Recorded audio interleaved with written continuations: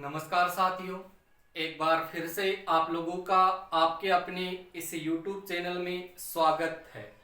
दोस्तों, राजस्थान पुलिस है उसकी एग्ज़ाम है वो पूरी हो चुकी है। पिछले वीडियो में हमने कुछ प्रश्नों के बारे में चर्चा की थी, साथ के साथ जो पेपर है उस पेपर का हमने सॉल्यूशन किया था, आंसर की है वो जारी की थी। लेकिन दोस्तों, पीछे हमने देखी भारत की ज्योग्राफी है यानी इंडियन ज्योग्राफी है उसकी हमने शुरुआत कर रखी थी। दोस्तों, उसमें हमने ग्लोब के बारे में पढ़ लिया था, पृथ्वी की गतियों के बारे में पढ़ लिया है।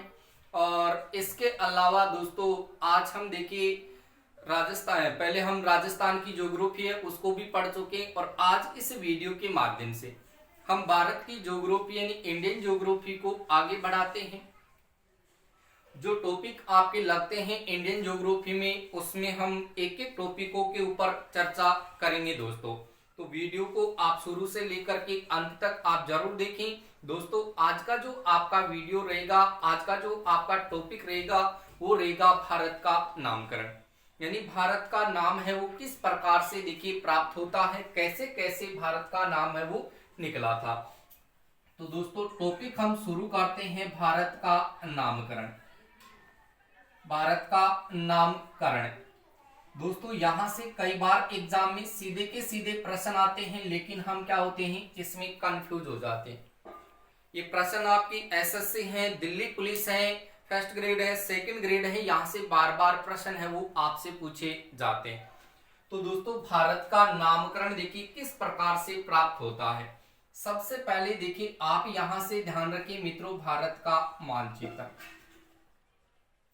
यहां से देखिए मित्रों, सबसे पहले आपके सामने ये है भारत का मानचित्र, और इसी मानचित्र पर हम देखिए इसके नामकरण को पढ़ते हैं, ताकि देखिए आपकी ये चीज आसानी से याद हो जाए, क्योंकि हमें तो आसानी से याद करना है, न कि यहां पर हम देखिए इसको घुमा फिरा करके याद करेंगे।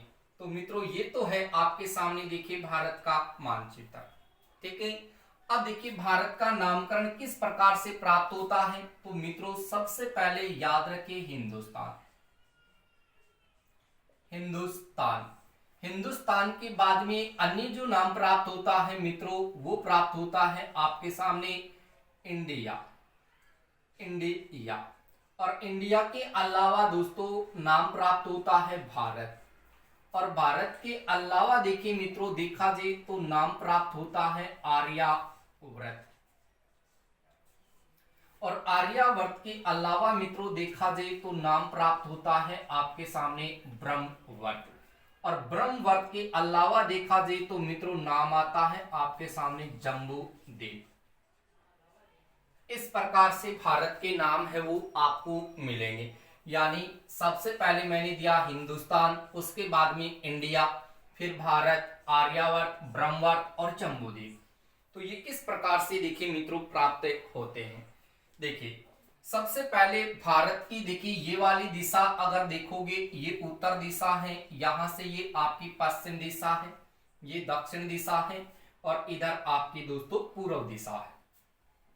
अब इस उत्तर पश्चिमी छोर की बात करें तो दोस्तों यहां पर आपके सामने एक देश का नाम है जिसका नाम है ईरान, और एक नाम है आपके सामने फारस। यानी एक तो ईरान का नाम है मित्रों, और एक आपके सामने फारस का नाम है। अब ये ईरानी जो लोग हैं या जो फारसी जो लोग हैं मित्रों, ये आपके सामने इस भारत का नाम है वो क्या देते हैं। तो याद रखिए कि इन्होंने जो भारत का नाम दिया था मित्रों, वो नाम दिया था इन्होंने हिंदुस्तान। क्या नाम दिया था? हिंदुस्तान। अब इन्होंने हिंदुस्तान नाम देखिए किस प्रकार से दिया था, तो इनके ऊपर देखिए मित्रों हम चर्चा कर लेते हैं। इन्होंने हिंदुस्तान नाम देखिए क्यों दिया था, क्योंकि ईरान और फारस की बात करें और भारत की बात करें तो भारत और ईरान और फारस के बीच में देखिए मित्रों यहां पर एक पर्वत श्रेणी थी। क्या थी? यहां से एक पर्वत श्रेणी, और उस पर्वत श्रेणी का नाम था मित्रों हिंदुकश। क्या नाम था? हिंदुकश पर्वत श्रेणी। यहां से हिंदुकश पर्वत श्रेणी थी, और इस हिंदुकश पर्वत श्रेणी के इधर वाले भाग की बात करें मित्रों, तो यहां पर आपके सामने एक नदी बहती थी। क्या बहती थी यहाँ पर? एक नदी। और उस नदी का नाम था आपके सामने कौन सा? तो मित्रों याद रखिएगा, सिंधु नदी। कौन सी नदी बहती थी यहाँ पर? सिंधु नदी। अब हुआ क्या कि ये जो ईरानी लोग हैं या जो फारसी लोग हैं, ये फारसी लोग और यहाँ पर भारत के बीच में ये एक हिंदू से पर्वत श्रेणी है, ये यहाँ पर सीमा का निर्धारण करती थी। यानी ईरान फारस व भारत के बीच में जो सीमा का निर्धारण होता था वो हिंदूकुश पर्वत श्रेणी के माध्यम से होता था। और इस हिंदूकुश पर्वत श्रेणी की इधर देखा जी तो यहाँ पर एक नदी बहती थी जिसका नाम था मित्रों सिंधु नदी। इस सिंधु नदी को ये ईरानी लोग और फारसी लोग इस सिंधु नदी को देखिए यहाँ पर किस नाम से पुकारते थे? तो यहाँ पर हिंदूकुश पर्वत श्रेणी के कारण मित्रों इसका नाम इन्होंने हिंदुस्तान दिया था कि ये जो सिंधु नदी वाला जो क्षेत्र है ये तो हिंदुस्तान है। क्या है? हिंदुस्तान है। तो पहला प्रश्न आपके सामने ऐसा जी कि ईरानी लोग फारसी लोग हैं वो इस सिंधु नदी को क्या बोलते थे? हिंदुस्तान बोलते थे। क्यों? क्योंकि सिंधु नदी के इधर है वो आपकी हिंदूकुश पर्वत श्रेणी जो ईरान फारस और भारत के मध्य सीमा का निर्धारण करती थी। ठीक है, इस हिंदूकुश पर्वत श्रेणी के इधर सिंधु नदी बहने के कारण इन ईरानियों और फारसियों ने सिंधु नदी को क्या कह डाला? हिंदुस्तान कह डाला। क्लियर हुई बात? उसके बाद भी देखिए दोस्तों दूसरी बात हम करते हैं यहां से यूनानियों की। देखिए यूनान की बात करें तो यूनान के जब लोगों की बात करें तो यूनान के जो लोग हैं वो यूनान के लोग इस सिंधु नदी को मित्रों याद रखिए, इस सिंधु नदी को ग्रीक भाषा में क्या कहते थे? तो याद रखेंगे इसको इंडस के नाम से पुकारते थे। किस नाम से पुकारते थे? इंडस, यानी INDUS, इंडस के नाम से पुकारते थे। कौन सी नदी को? सिंधु नदी को। तो यहां से ध्यान रखें कि यूनानी जो लोग हैं, यूनान के जो लोग हैं वो यूनान के लोग इस सिंधु नदी को ग्रीक भाषा में इंडस कहते थे। और इस इंडस के कारण ही भारत का नाम देखिए दोस्तों क्या पड़ा? इंडस से आपके सामने भारत का नाम पड़ा था इंडिया। क्या पड़ा था? इसका नाम इंडिया पड़ा था। तो यहाँ पर आपके सामने इंडिया नाम या इंडस नाम है वो किसके नाम पर पड़ा था दोस्तों? यूनानियों के नाम से पड़ा था। क्योंकि यूनान की बात करें तो यूनान में एक तो क्षेत्र आता देखिए दोस्तों सिकंदरिया। कौन सा क्षेत्र आता है? यूनान की बात करें तो यूनानी क्षेत्र में देखिए एक तो आपके सामने सिकंदरिया क्षेत्र आता है, सिकंदरिया। ठीक है, सिकंदरिया क्षेत्र। ये सिकंदरिया क्षेत्र की बात करें मित्रों तो सिकंदरिया क्षेत्र है ये आपके मिस्र वाले क्षेत्र का भाग था। कौन से क्षेत्र का भाग था? मिस्र वाले भाग का था। और एक क्षेत्र आता है आपके सामने मिलेटस। कौन सा क्षेत्र आता है यहाँ से? मिलेटस। इस मिलेटस की बात करें तो मिलेटस है ये आपके सामने तुर्की वाले क्षेत्र का भाग था। तो यूनान में जो सिकंदरिया मिस्र का भाग और मिलेटस जो तुर्की का भाग था। तो यूनानी जो लोग थे वो सिंधु नदी को ग्रीक भाषा में इंडस कहते थे। और इंडस के कारण ही भारत का नाम है वो क्या पड़ा था? इंडस से ही क्या पड़ा था? इंडिया पड़ा था। क्लियर हुई इतनी बात? अब देखिए यानी जब यूनान की बात आती है मित्रों तो यहां से आप एक चीज और ध्यान रखें, यानी एक विद्वान का नाम शायद आपने सुना होगा जिसका नाम है स्ट्रेबो। क्या नाम है? स्ट्रेबो। अब इस स्ट्रेबो ने देखिए एक पुस्तक लिखी थी। क्या लिखी थी मित्रों? एक पुस्तक लिखी थी। और उस पुस्तक की बात करें तो नाम आता है आपके सामने ज्योग्राफी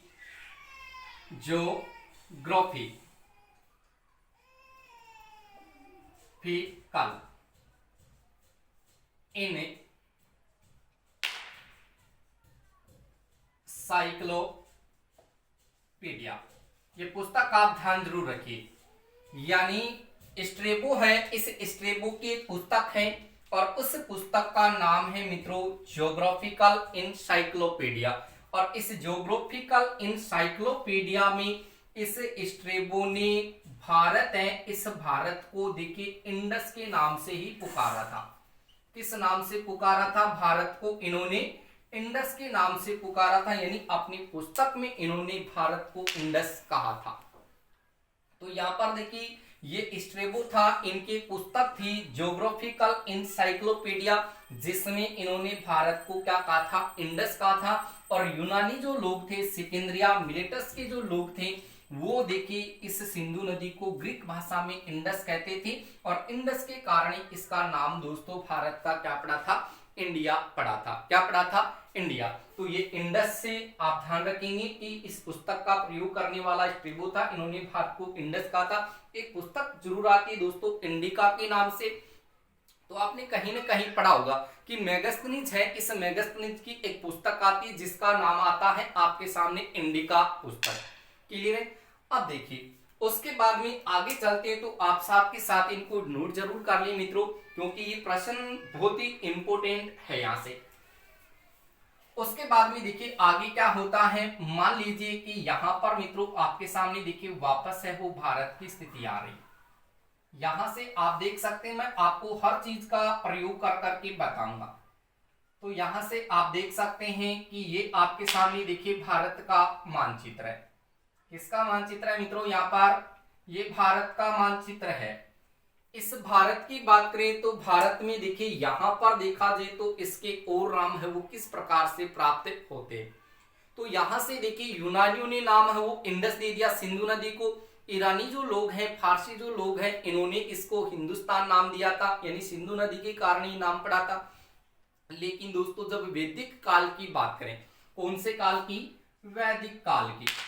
अब इस वैदिक काल में देखिए क्या होता है, तो याद रखिए मित्रों कि वैदिक काल की बात करें तो यहां पर आपके सामने एक स्थान आता है जिसका नाम है बैक्ट्रो। कौन सा स्थान है, बैक्ट्रो। ये बैक्ट्रो पड़ता है आपका अफगानिस्तान में। कहां पड़ता है, बैक्ट्रो अफगानिस्तान में। यानी जब वैदिक काल की बात करें, वैदिक काल में देखिए बैक्ट्रो जो अफगानिस्तान का जो क्षेत्र था, यहां पर ये बैक्ट्रो अफगानिस्तान का क्षेत्र था।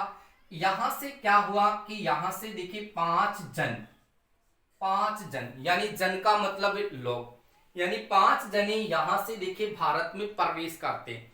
5 जन बोल सकते हैं आप, या फिर आप यहां से कबीला बोल सकते हैं। 5 कबीला या 5 जन है, ये जन क्या करते हैं, यहां से अफगानिस्तान में देखिए एक प्रसिद्ध दर्रा आता है, और उस प्रसिद्ध दर्रे का नाम है मित्रों खैबर दर्रा, जो अफीम के अवैध व्यापार के लिए प्रसिद्ध है। ये हिंदुकुश पर्वत श्रेणी को जब आप पढ़ते हैं मित्रों, तो ये हिंदुकुश पर्वत श्रेणी है वो इसी क्षेत्र में आती है। इस हिंदुकुश पर्वत श्रेणी में देखा जाए तो बैलन दर्रा है, गोमल दर्रा है और खैबर दर्रा है। तो यहाँ पर ये तीनों दर्रे हैं वो यहीं पर स्थित है। अब होता क्या है कि यहाँ पर ये 5 जन यानी 5 जनों का जो कबीला था, जो बैक्ट्रो अफगानिस्तान से चला था, ये कबीला क्या करता है, यहां से देखिए खैबर दर्रे से होकर के ये भारत में प्रवेश करते हैं। कहाँ प्रवेश करते हैं, भारत में प्रवेश करते हैं। और इससे 5 जन या कबीलों में देखा जाए तो उसमें 5 जनों का नाम आप देख सकते हैं मित्रों। यहां पर एक का नाम आता है आपके सामने त्रिशूल, दूसरे का नाम आता है आपके सामने ध्रुव, और तीसरे जन का नाम आता है आपके सामने अणु, और चौथे का नाम आता है आपके सामने यदु, और 5वें जन का नाम आता है आपके सामने भरत जन। तो त्रिशुजन, अणुजन, ध्रुवजन, यदुजन, भरत जन, यानी ये 5 लोगों का एक कबीला था। यानी 5 लोगों का क्या था, ये कबीला था। और ये कबीला क्या करता है, बैक्ट्रो अफगानिस्तान से चल करके मित्रों ये सीधा आता है खैबर दर्रे में, और खैबर दर्रे से होते हुए ये सीधा प्रवेश करते हैं सीधा भारत में। तो ये जो आपके सामने 5 जन के जो लोग हैं, कबीला हैं, उसमें एक व्यक्ति था भरत, और ये भरत जन का जो कबीला, इस भरत जन के कबीले के नाम पर इस भारत का नाम पड़ा था दोस्तों भारतवर्ष। क्या पड़ा था, भारतवर्ष नाम है वो पड़ा था। तो यहां पर देखिए भारत का नाम भारतवर्ष किसके नाम पर पड़ा था, तो ये भरत जन के नाम पर पड़ा था। क्यों पड़ा था, क्योंकि वैदिक काल में 5 जनों का कबीला, 5 लोगों का कबीला, जिसमें त्रिशु, अणु, ध्रुव, यदु, भरत, ये 5 जनों का कबीला है। ये बैक्ट्रो अफगानिस्तान से चलता है और खैबर दर्रे से होते हुए ये भारत में प्रवेश करते। तो ऐसी स्थिति में इस भरत जन के लोगों के द्वारा इस भारत का नाम है वो क्या पड़ा था? तो मित्रों याद रखिए, इसका नाम है वो भारतवर्ष पड़ा था। क्या पड़ा था? भारतवर्ष है वो पड़ा था। अब मित्रों यहां से देखिए एक इंपॉर्टेंट चीज आपसे पूछी जाती कि जो वायु प्राण है दोस्तों, यदि वायु प्राण की बात करें, वायु प्राण की, तो इस वायु प्राण में देखिए इस भरत जन है, इस भरत जन का उल्लेख है वो मिलता है। किसका उल्लेख मिलता है? भरत जन का उल्लेख है वो मिलता है। इसमें वायु प्राण में जो भरत जन है या जो भरत राजा है, भरत राजा, इस भरत राजा का उल्लेख है वो वायु प्राण में मिलता है। इसमें मिलता है, वायु प्राण में मिलता है, जिसके आधार पर ही देखिए भारत का नाम है वो क्या पड़ा था? इस भरत राजा के नाम पर ही भारत का नाम है वो मित्रों क्या पड़ा था? भारत पड़ा था। क्या पड़ा था? भारत नाम है वो पड़ा था। अब ये बात दिमाग में आपको रखनी कि भरत जन के नाम पर भारत का नाम है वो भारतवर्ष पड़ा था, और इसी भरत जन का या राजा भरत था, भरत राजा का जो उल्लेख है वो वायु प्राण में मिलता है, जिसके कारण भारत का नाम है वो क्या पड़ा था मित्रों? भारत पड़ा था। क्लियर है? लेकिन जब देखिए मित्रों विष्णु प्राण की बात करें, विष्णु प्राण की बात करें तो यहां से देखिए आपके सामने विष्णु प्राण का नाम आता है, विष्णु प्राण। और विष्णु प्राण में देखिए ये जो आपका भारत है, ये जो आपका भारत है, इस भारत का नाम है वो देखिए भारतवर्ष ही प्राप्त होता है। क्या प्राप्त होता है? भारतवर्ष नाम ही प्राप्त होता है। किसमें? तो यहाँ पर ध्यान रखें, विष्णु प्राण में भारत का नाम है वो क्या प्राप्त होता है? भारतवर्ष नाम है वो प्राप्त होता है। लेकिन विष्णु प्राण में भारतवर्ष का क्षेत्र कौन सा था? तो दोस्तों यहां पर आप लोगों को पता है कि ये वाला जो क्षेत्र था, ये पूरा का पूरा क्षेत्र मित्रों आपको पता है कौन सा क्षेत्र था? तो यहां पर मित्रों आपका ये हिमालय का क्षेत्र था। कौन सा क्षेत्र था? हिमालय का क्षेत्र। और इस भारत के दक्षिणतम भाग की बात करें तो मित्रों यहां पर आपके सामने एक महासागर है, जिसका नाम है हिंद महासागर। कौन सा महासागर है? हिंद महासागर। तो यहाँ पर विष्णु प्राण में भारत का नाम है वो भारतवर्ष प्राप्त होता है, यानी विष्णु प्राण में हिमालय से लेकर के हिंद महासागर तक का जो भाग था वो भाग क्या कहलाया?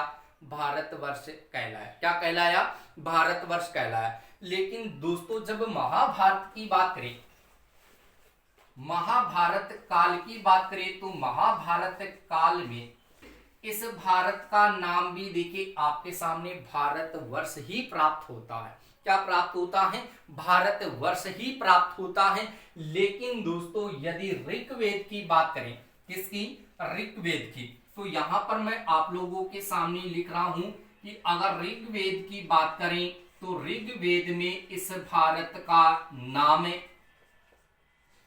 भारत का नाम है वो आर्यावर्त नाम प्राप्त होता है। मित्रों याद रखिए कि ऋग्वेद है, इस ऋग्वेद में भारत का नाम है वो आर्यावर्त प्राप्त होता है, जबकि विष्णु पुराण में भारत का नाम भारतवर्ष प्राप्त होता है। और ये भारतवर्ष क्षेत्र कौन सा था? हिमालय से लेकर के हिंद महासागर तक का भाग है वो भारतवर्ष कहलाया। ठीक है। और महाभारत काल में इस भारत को भारतवर्ष के नाम से पुकारा गया था। क्लियर हुई इतनी बात? इसका पहले आप स्क्रीनशॉट ले लीजिए ताकि आपको इन सारी की सारी चीजों का पता है वो चल जाए। इसके आगे की कड़ी मैं आपको अभी बताऊंगा, पहले आप इसका स्क्रीनशॉट ले लीजिए ताकि आपको इन सारी चीजों की जानकारी है वो मिल जाए। फिर अब हम देखिए दोस्तों आर्यों की बात करेंगे कि आर्यों ने देखिए इसका नाम है वो क्या दिया था, तो इनके ऊपर भी हम चर्चा कर लेते हैं। स्क्रीनशॉट शायद आपने ले लिया होगा। अब देखिए आगे बात करते हैं आर्यों की।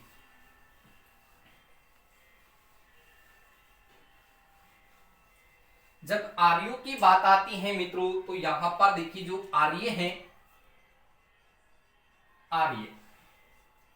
आर्य जो लोग हैं, इस आर्य लोगों की हम बात करें मित्रों, तो आर्य लोग हैं, इन्होंने देखिए भारत का नाम है वो किस प्रकार से दिया था। तो यहां पर इस आर्य लोगों ने क्या किया कि हिमालय से देखिए शुरू होता है हिमालय से लेकर के यहाँ पर आपको एक पर्वत श्रेणी मिलेगी और वो पर्वत श्रेणी आती है मित्रों आपके सामने विंध्याचल पर्वत श्रेणी। तो हिमालय से लेकर के विंध्याचल पर्वत श्रेणी के मध्य का जो भाग था, हिमालय से लेकर के विंध्याचल पर्वत श्रेणी के मध्य का जो भाग था वो भाग इसे आर्य लोगों ने देखिए कौन सा नाम दिया था, तो याद रखेंगे इन्होंने इस क्षेत्र को आर्यवर्त कहा था और इसके साथ साथ ही इन्होंने इसको ब्रह्मवर्त नाम से कहकर के पुकारा था। मित्रों याद रखिए कि आर्य जो लोग थे, इन आर्य लोगों ने हिमालय से लेकर के विंध्याचल पर्वत श्रेणी तक का जो भाग था वो भाग आर्य लोगों ने भारत को आर्यवर्त या ब्रह्मवर्त के नाम से कहकर के पुकारा था। तो आर्य लोग हैं, इन्होंने आर्यवर्त और ब्रह्मवर्त क्षेत्र कौन से क्षेत्र को कहा था, हिमालय से लेकर के विंध्याचल पर्वत श्रेणी के मध्य का जो भाग था वो आर्यों ने क्या बताया कि ये क्षेत्र तो आर्यवर्त है या ब्रह्मवर्त है। लेकिन दोस्तों इस विंध्याचल पर्वत श्रेणी से लेकर के देखिए यहाँ पर भारत के अंत में क्षेत्र है जिसका नाम है कन्याकुमारी। कौन सी कुमारी है, कन्याकुमारी। तो यहाँ पर विंध्याचल पर्वत श्रेणी से लेकर के कन्याकुमारी के मध्य का जो भाग था, कन्याकुमारी से लेकर के देखिए विंध्याचल पर्वत श्रेणी के मध्य का जो भाग था उस भाग को इस आर्य लोगों ने क्या नाम दिया था, तो याद रखिए दोस्तों इसको इन्होंने नाम दिया था दक्षिणापथ। क्या नाम दिया था इन्होंने, दक्षिणापथ। यानी आर्य लोगों ने भारत के दक्षिणतम भाग को दक्षिणापथ कहा था, जबकि उत्तरी भाग को इन्होंने आर्यवर्त या ब्रह्मवर्त के नाम से कहकर के पुकारा था। यानी हिमालय से लेकर विंध्याचल पर्वत श्रेणी के मध्य का भाग आर्यवर्त या ब्रह्मवर्त है, जबकि विंध्याचल पर्वत श्रेणी से लेकर कन्याकुमारी तक का भाग वो मित्रों क्या है, दक्षिणापथ है।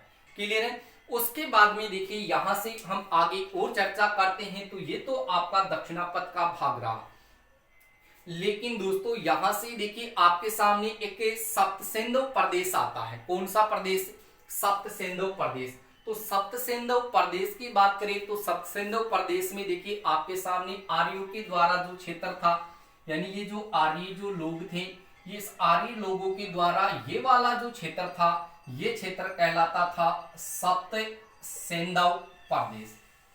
कौन सा प्रदेश, सप्तसिंधु प्रदेश। तो ये आप ध्यान रखेंगे कि इसके द्वारा ये वाला जो क्षेत्र था ये सप्तसिंधु प्रदेश वो कहलाया। अब सप्तसिंधु प्रदेश की बात करें तो सप्तसिंधु प्रदेश में कौन सा क्षेत्र आता था, तो याद रखिए मित्रों सिंधु नदी और सिंधु नदी की सहायक नदियां, और इसके अलावा यहां से मित्रों आपकी एक नदी आती है जिसका नाम है घग्गर नदी, जो प्राचीन काल में ऋग्वेद काल में सरस्वती नाम नदी के नाम से प्रसिद्ध हुई है।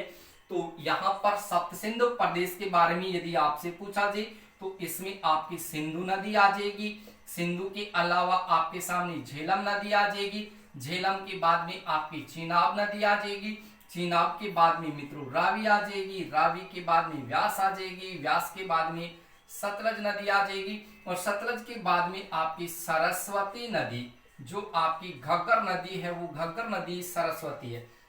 तो यहां से देखिए 1 2 3 4 5 6 7 ये 7 नदियों का जो क्षेत्र था मित्रों, 7 नदियां सिंधु झेलम चेनाब रावी व्यास सतलज, सिंधु झेलम चेनाब रावी व्यास सतलज और सरस्वती यानी घग्गर, ये 7 नदियों का क्षेत्र था। ये मित्रों सप्तसिंधु प्रदेश कहलाया था, और ये सप्तसिंधु प्रदेश कौन से लोगों का था, आर्य लोगों का क्षेत्र था। यानी आर्य लोग सिंधु नदी और इसकी सहायक नदियां व घग्गर नदी के क्षेत्र को तो इन्होंने नाम क्या दे दिया कि ये तो सप्तसिंधु प्रदेश है, जबकि आर्य लोगों ने हिमालय से लेकर के विंध्याचल पर्वत श्रेणी के मध्य का भाग है वो इन्होंने आर्यावर्त या फिर इसने ब्रह्मवर्त नाम दे दिया था। लेकिन मित्रों इस आर्य लोगों ने विंध्याचल से लेकर के कन्याकुमारी के मध्य का जो भाग था उस भाग को इन्होंने दक्षिणापथ नाम है वो दिया था। क्लियर है दोस्तों, ये है आपके सामने भारत का नामकरण। लेकिन कई बार क्वेश्चन देखिए थोड़ा सा हटके भी आपसे पूछा जा सकता है। मित्रों इस बात को भी आप ध्यान रखें, कई बार क्या होता है कि भारत का मानचित्र है वो दे दिया जाता है और उसमें आपसे कुछ क्षेत्र के बारे में पूछा जा सकता है। तो देखिए सबसे पहले यहाँ पर क्या करें आप मित्रों, भारत का मानचित्र है वो याद करें। इस प्रकार से आप भारत का मानचित्र बनाएंगे और इसी भारत के मानचित्र में आपको देखिए मैं कुछ क्षेत्रों के बारे में बताऊंगा, तो उन क्षेत्रों को भी आप याद रखिएगा। देखिए यहां से आपके सामने देखिए ये क्षेत्र है आपके सामने भारत का। मान लेते हैं कि यहाँ पर ये आपके सामने भारत का क्षेत्र है, भारत का क्षेत्र है। और इस भारत के क्षेत्र में देखते हैं कि कौन सा क्षेत्र क्या कहलाए।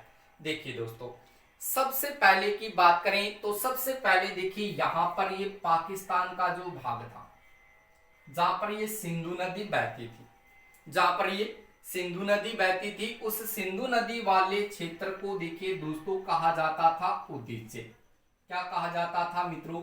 उदीचे के नाम से पुकारा जाता था। क्या नाम था? उदीचे। और यहाँ पर मित्रों आपके सामने ये गुजरात का क्षेत्र था, जो आपके सामने कच्छ की खाड़ी, खंबात की खाड़ी का वाला जो क्षेत्र था, गुजरात का जो क्षेत्र था, उस क्षेत्र का नाम रखा गया था दोस्तों पर्तीचे। इस वाले क्षेत्र को क्या कहा जाता था? पर्तीचे कहा जाता था। और इस पाकिस्तान वाले भाग को कहा जाता था दोस्तों उदीचे। क्या कहा जाता था? उदीचे। यानी यहाँ पर अफगानिस्तान का भाग है, यहाँ पर भारत का भाग है और यहाँ पर पाकिस्तान। तो पाकिस्तान और अफगानिस्तान और भारत के बीच का जो भाग था वो उदीचे था। और गुजरात वाला भाग दोस्तों क्या था? पर्तीचे के नाम से पुकारा जाता था। लेकिन दोस्तों अगर इस भाग की बात करें तो ये तो पश्चिमी भाग है, और इधर यदि पूर्वी भाग की बात करें तो पूर्वी भाग को दोस्तों किस नाम से पुकारा जाता था? तो याद रखिए मित्रों, उसको प्राच्य के नाम से पुकारा जाता था। क्या नाम से पुकारा जाता था?